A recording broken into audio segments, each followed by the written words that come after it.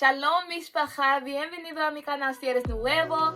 I have a few treats for you guys today. So number one, I'm going to be posting a video about just some practical ways you can spend your Valentine's Day as a single. It's going to be really fun. There's so many creative and innovative ideas in that video, so I highly recommend watching it. Secondly, I will be posting a video about just a few ways that you can tell whether or not a potential candidate for a relationship is truly a godsend or if somebody else sent them. Additionally, the last video I will be sharing for the day is a video of me making homemade caramel date sauce. It is completely vegan.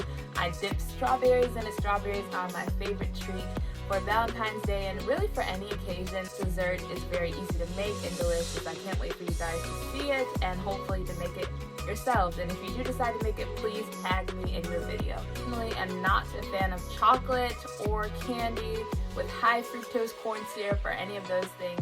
So this is just a healthy alternative for a Valentine's Day snack. Happy Valentine's Day!